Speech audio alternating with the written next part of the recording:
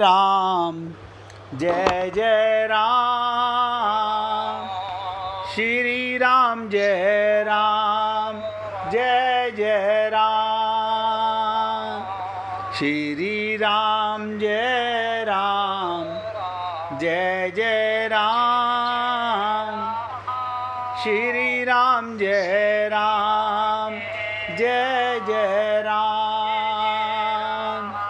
श्री राम जय राम जय जय राम, श्री राम जय राम जय जय राम, श्री राम जय राम जय जय राम, श्री राम जय राम जय जय राम, श्री राम जय राम जय जय राम, श्री राम जय राम जय जय राम।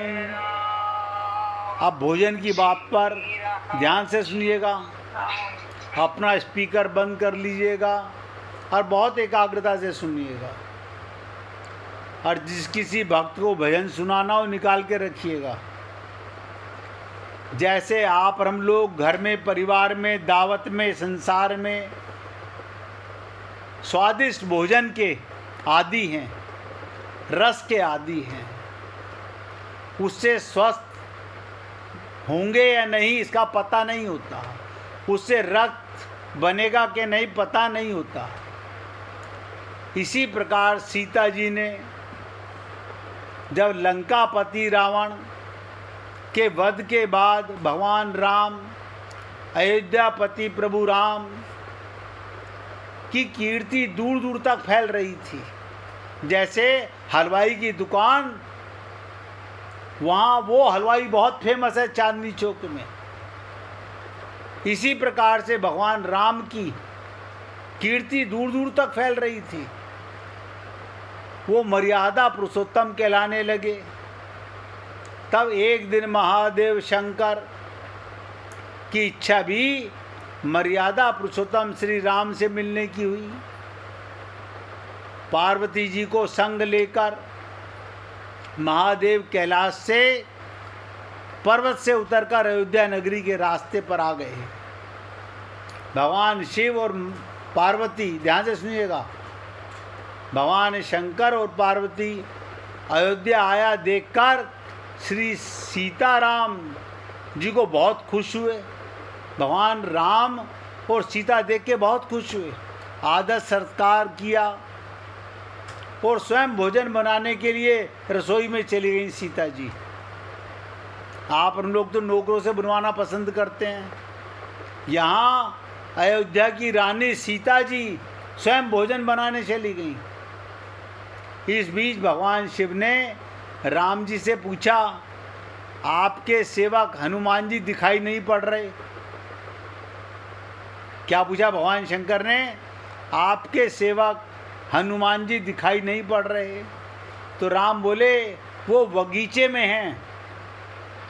शिव जी ने राम जी से बगीचे में जाने की अनुमति मांगी और पार्वती जी का हाथ थामकर बगीचे में आ गए।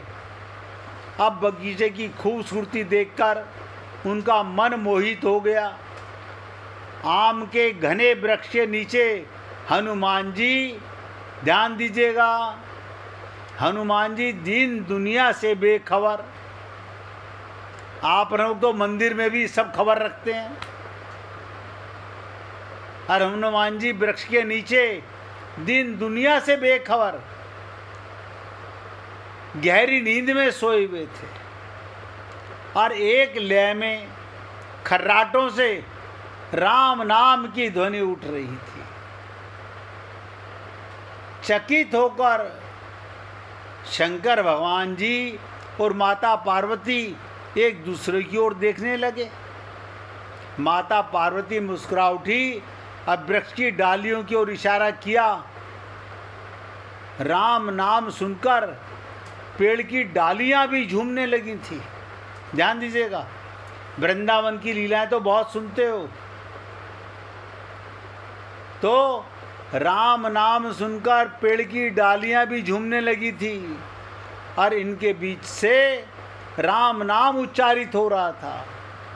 यानी हवा के झरोकों से, पेड़ में से भी, पत्तों में से भी राम राम की आवाज आ रही थी। शिवजी इस राम नाम की धुन में मस्त मगन होकर खुद भी राम राम कहकर नाचने लगे। क्योंकि आप जानते हो वो भी हर पल राम का नाम जाप करते हैं। माता पार्वती जी ने भी अपने पति का अनुसरण किया, अपने कोमल पांव थिरकने लगे उनके भी। शिवजी और पार्वती जी के नृत्य से ऐसी झनकार उठी कि स्वर्ग लोक के देवतागण भी आकर्षित होकर बगीचे में आ गए। राम नाम की धुन में सभी मस्त हो गए। माता जानकी भोजन तैयार करके इंतजार कर रही थी, प्रतीक्षा कर रही थी, परंतु संध्या होने को समय आ गया। अतिथि घर पर नहीं पधारे, तो अपने देवर लक्ष्मण को बगीचे में भेजा। लक्ष्मण जी तो स्वयं श्री राम का सेवक मानते थे। बगीचे में आकर जब उन्होंने धरती पर स्वर्ग का नज़ारा देखा तो खुद भी राम नाम की धुन में झूम उठे। महल में माता जानकी परेशान हो रही थी, अभी तक भोजन ग्रहण करने कोई क्यों नहीं आया। उन्होंने श्री राम से कहा, भोजन ठंडा हो रहा है, चलिए हम ही जाकर बगीचे में सबको ले आएं। जब सीताराम जी बगीचे में गए, वहां राम नाम की धूम मची हुई थी। हनुमान जी गहरी नींद में सोए हुए थे और उनके खर्राटों में अभी तक राम नाम निकल रहा था। तो राम सीता भी, सिया राम भी भाव विह्वल हो उठे। राम जी ने हनुमान जी को नींद से जगाया। भगवान राम ने अब प्रेम से उनकी तरफ निहारने लगे। हनुमान जी प्रभु को आया देख शीघ्रता से उठ खड़े हुए। नृत्य की समाभंग हो गई। शिवजी खुले कंठ से हनुमान जी की राम भक्ति की सराहना करने लगे। हनुमान जी संकुचाए, लेकिन मन ही मन खुश हो रहे थे कि सिया राम ने भोजन करने का आग्रह भगवान शिव जी से किया। सभी लोग महल में भोजन करने के लिए चल पड़े। माता जानकी भोजन परोसने लगी। हनुमान जी को भी श्री राम जी ने पंक्ति में बैठाने का आदेश दिया। हनुमान जी बैठ तो गए, परंतु आदत ऐसी थी कि राम जी के भोजन करने के उपरांत ही सभी लोग भोजन करते थे। ध्यान दीजिएगा, भगवान राम की पंक्ति में बैठ तो गए हनुमान जी, लेकिन इनकी आदत थी राम जी के भोजन करने के उपरांत सब लोग भोजन करते थे। आज श्री राम के आदेश से पहले भोजन करना पड़ रहा था। तो माता जानकी हनुमान जी को भोजन परोसती जा रही थी, पर हनुमान जी का पेट ही नहीं भर रहा था। सीता जी कुछ समय तक तो उन्हें भोजन परोसती रहीं, फिर समझ गई इस तरह से हनुमान जी का पेट कभी नहीं भरेगा। उन्होंने तुलसी के एक पत्ते पर राम नाम लिखा और भोजन के साथ हनुमान जी को परोस दिया। अब तुलसी पत्र मुख में जाते ही हनुमान जी को संतुष्टि मिली और वो भोजन खाकर उठ गए। भगवान शंकर भी प्रसन्न होकर हनुमान जी को आशीर्वाद दिया कि आपकी राम भक्ति युगों युगों तक याद की जाएगी और आप संकट मोचन कहलाएंगे। संकट हटे, कहते ना, संकट हरे मिटे सब पीरा, जो सुमरे हनुमत बलवीरा। ये हनुमत बलवीरा का मतलब क्या हुआ? जो हनुमान की तरह राम नाम का प्रेम से सुमिरन करे। हनुमान जी अपने सुमिरन में प्रसन्न नहीं होते। आप और हम लोगों को लगता होगा हम हनुमान जी का सुमिरन करें, ना, हनुमान जी तो स्वयं राम का सुमिरन करते हैं। इसलिए आपसे निवेदन कर रहा हूं, अब आप और हम लोग सोचें,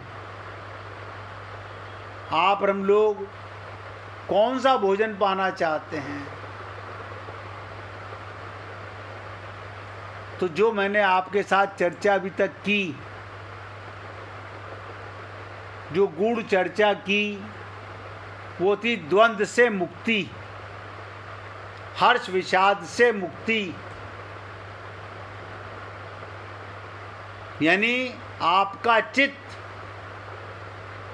राममय हो जाए, कृष्णमय हो जाए, आपके रोम रोम में भगवान का रस भर जाए, तब समझिएगा, द्वंद्व मिटते ही मान लीजिएगा मुझे आत्मज्ञान हो चुका है। किसी से प्रमाण की जरूरत नहीं है।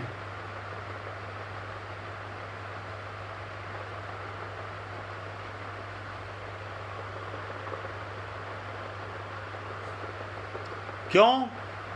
अरण्य कांड में ध्यान दीजिएगा, अरण्य कांड में भगवान शंकर पार्वती से कह रहे हैं, क्या कह रहे हैं? उमा राम गुण गूढ़। क्या कह रहे हैं?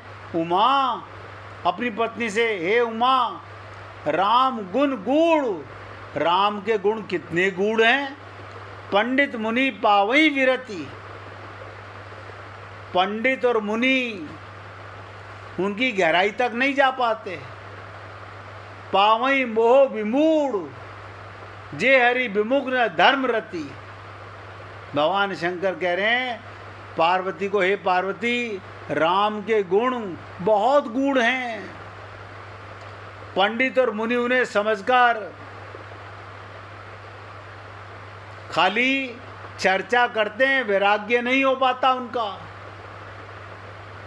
किंतु जो भगवान से विमुख हैं, ध्यान दीजिएगा, जब तक आप और हम लोग भगवान के सन्मुख नहीं हो जाएंगे, जब तक हमारा द्वंद्व नहीं मिट जाएगा, हमें आत्मज्ञान नहीं हो जाएगा, तो कहते हैं भगवान से विमुख हैं। और जिनको अपने कर्तव्य से प्रेम नहीं है, धर्म माने क्या? भगवान को धारण करना, वो महामूढ़ आप और हम लोग मोह में उलझ जाता है। इसे कहते हैं, किसी ने सरलता में कहा कि राम समझकर मोह हटा ले, नित नित अपना धर्म निभा ले। सहज सरल है प्रभु को पाना, धर्म निभा ले प्रभु को पाले। कठिन नहीं है भगवत प्राप्ति। भगवत प्राप्ति से ज़्यादा सरल कोई चीज़ नहीं है। और आप और हम लोग उसी को बहुत कठिन महसूस करते हैं। कारण क्या है? अभी आपका और हमारा मन भटक रहा है। अभी यहाँ पर हम लोग स्वयं से परिचित नहीं हैं, अपने आप को जानते नहीं हैं। इसीलिए हमारा चित्त रामायण सुनकर, गीता भागवत सुनकर, आप देखिएगा हम समाप्ति पर हैं और आपसे निवेदन कर रहे हैं, अगर आपके मन में अभी भी द्वंद्व नहीं मिटा, अगर द्वंद्व नहीं मिटा,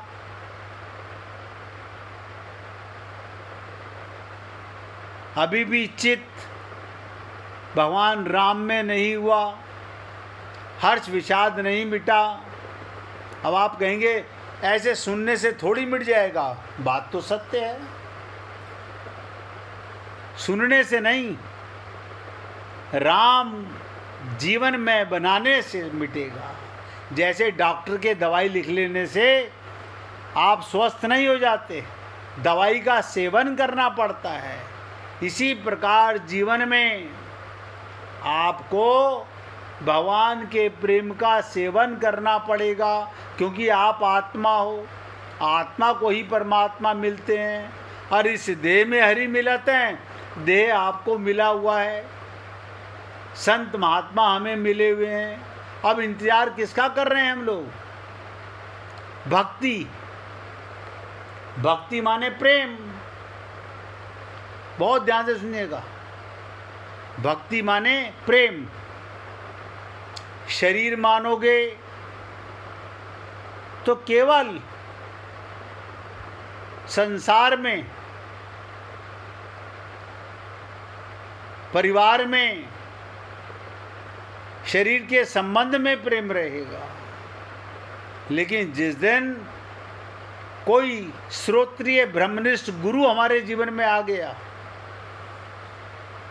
थ्योरेटिकल एंड प्रैक्टिकल, और आपको और हमको आत्मज्ञान करा दिया, तो फिर सिया राम में सब जग जानी। लोग आपसे प्रेम करें कि ना करें, आप सब से प्रेम करोगे, सब में भगवान का दर्शन करोगे। तो ये प्रेम कैसे होता है? मैं बढ़ने के लिए आगे बढ़ सकता हूँ, लेकिन मुझे पता आज जितना आपको बता दिया है उतना भी हम हजम कर लें, जिसका मूल मंत्र मैंने आपको दिया, द्वंद्व, हर्ष और विषाद अगर जीवन से चला गया तो समझ लीजिएगा आपका जीवन स्वस्थ हो गया है, आपको आत्मज्ञान हो गया है, फिर किसी से प्रमाण लेने की जरूरत नहीं। तो भक्ति के भी दो रूप होते हैं, भक्ति के दो रूप यानी प्रेम के दो रूप। एक वैदिक भक्ति, जिसे शास्त्रों की विधि से भक्ति की जाती है। विद्वान एवं शास्त्र बताते हैं कि पूजन की विधि क्या। पहले भगवान के मस्तक पर चंदन लगाओ, माला पहनाओ, धूप दीजिए, फिर आरती उतारिए, फिर नैवेद्य दीजिए। ये तो आप लोग सब जानते ही हो, इसे कहते हैं वैदिक भक्ति। ये तो आप सब लोग जानते हो। ये भी बताते हैं कौन सा कार्य करते हुए कौन सा मंत्र बोलना चाहिए। भोजन दे रहे हो तो क्या, जल दे रहे हो तो क्या, पुष्प दे रहे हो तो क्या, आरती कर रहे हो तो क्या, ये सब वैदिक भक्ति है। लेकिन अब मैं जो आज आपको एक नई चीज़ बताने जा रहा हूँ, कल यहीं से चर्चा शुरू करूँगा, ध्यान दीजिएगा। ये अंतिम भक्ति नहीं है, ये अंतिम भक्ति नहीं है।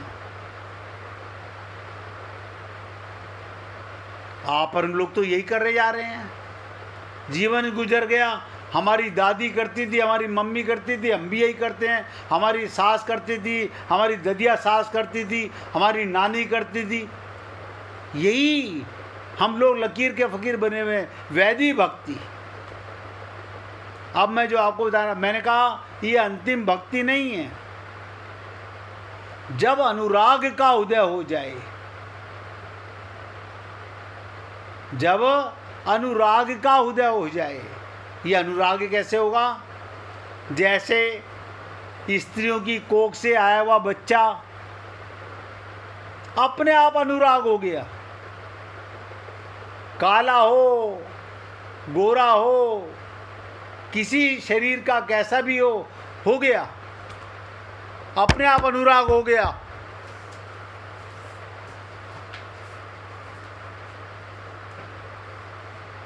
आप सोचिएगा, ये तो रागानुभक्ति हो गई। अपने घर में भगवान की मूर्ति स्थापित की,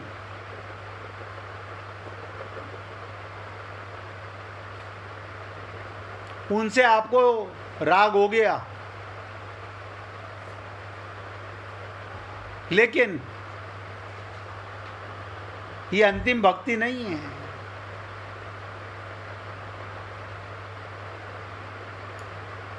अनुराग का उदय हो जाए उसे रागानुभक्ति कहते हैं। अब आप बताइएगा, आपका वो अनुराग हुआ क्या भगवान में? वैदी भक्ति है, रोज सुबह मंदिर जाएंगे, भगवान जी को निलाएंगे, हाँ अच्छी बात है, वैदी भक्ति है तो है, लेकिन मैंने कहा यह अंतिम भक्ति नहीं है। भक्ति शास्त्र में कहा गया रागानुभक्ति।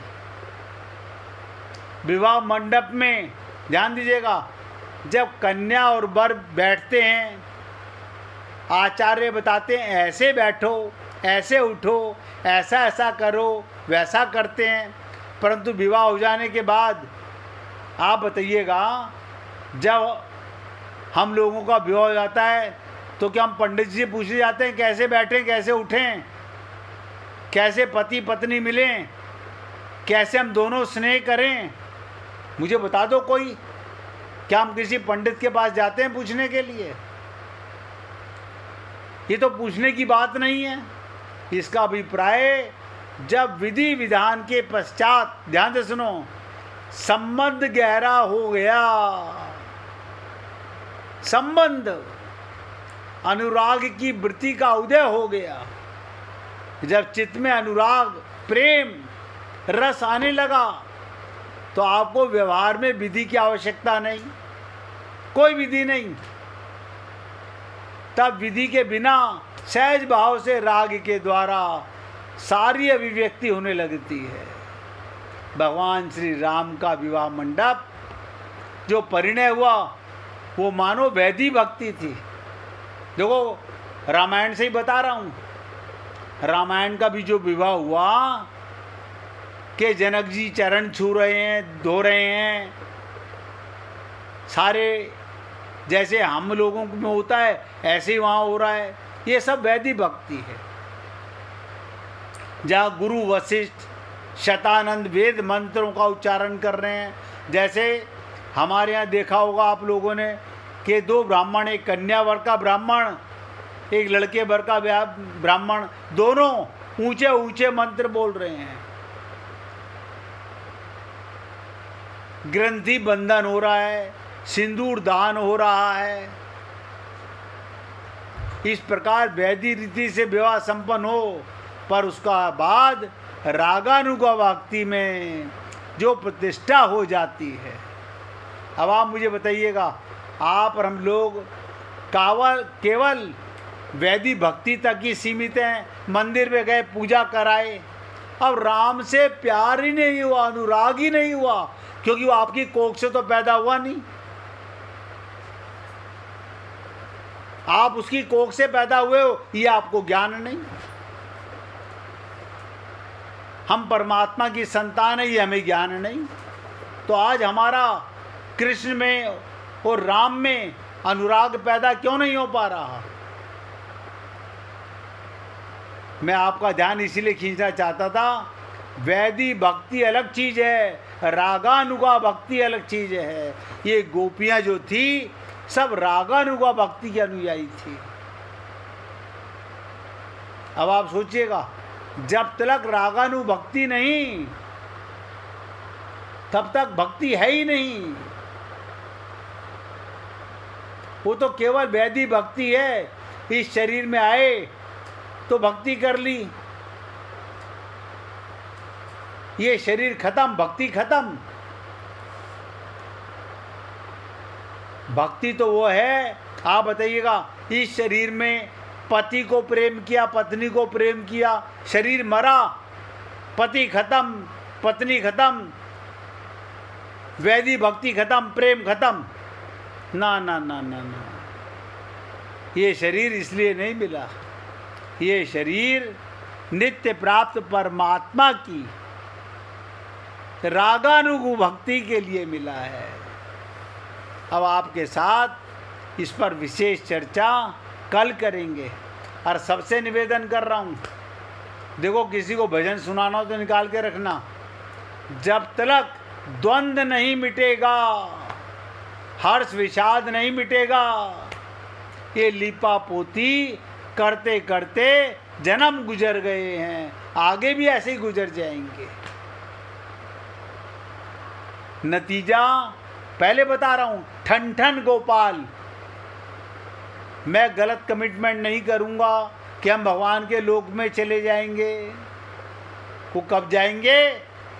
जब जीव ब्रह्म नहीं आत्मा परमात्मा से मिलन होगा, रागानुगा भक्ति होगी, तब भगवत प्राप्ति होगी। उम्मीद करता हूँ आप सब पुण्य आत्मा समझ गए होंगे।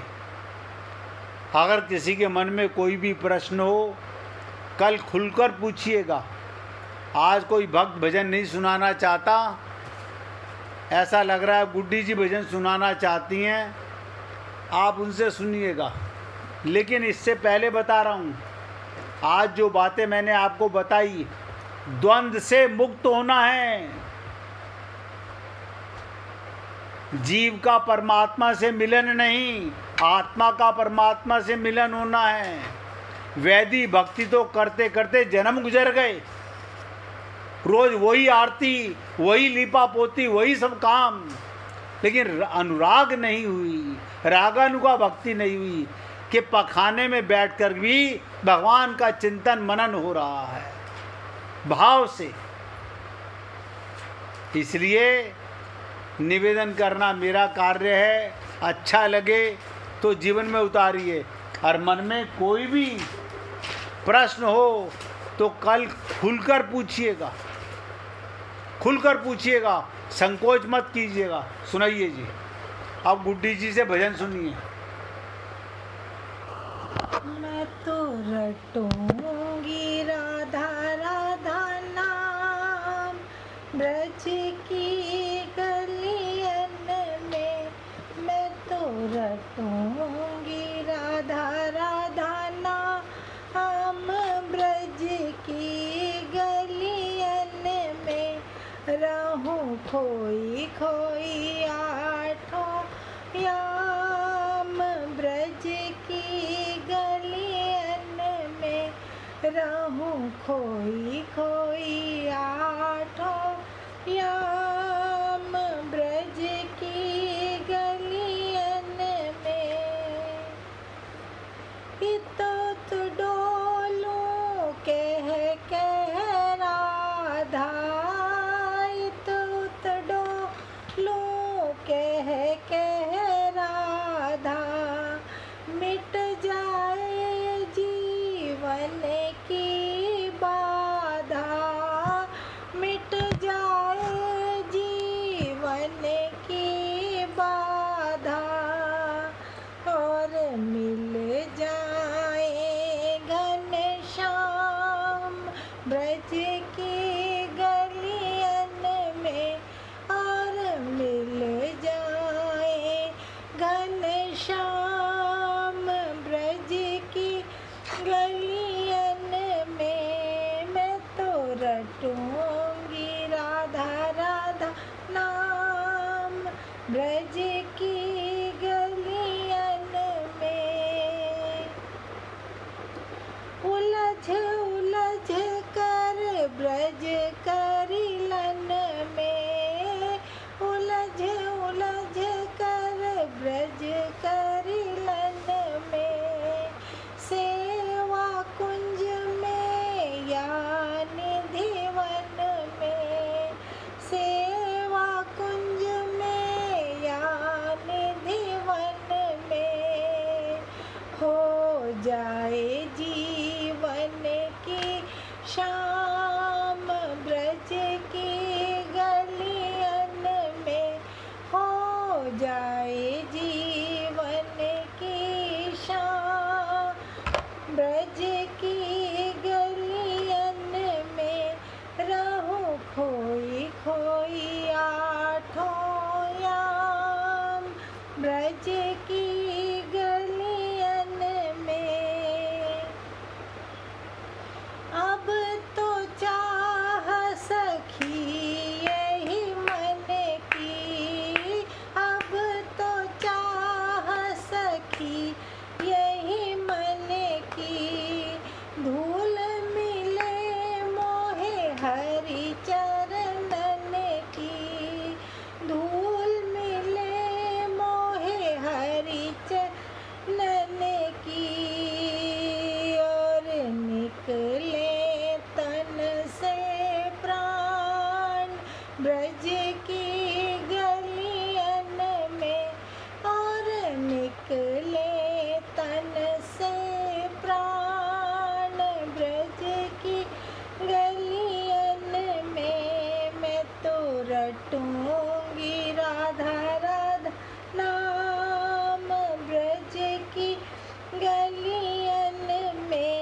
कहीं मिल जाए घनश्याम ब्रज की गलियन में रहूं खोई खोई आठों याम ब्रज की गलियन में। बोलिए वृंदावन बिहारी लाल की जय जय श्री राधे जय जय श्री राधे। बोलिए लाल जी का मंगल हो, सभी भक्तों का मंगल हो। सबको राधे राधे भैया, सबको राधे राधे भाई, राधे राधे राधे राधे जी, राधे राधे। आशु आई नहीं, हाँ?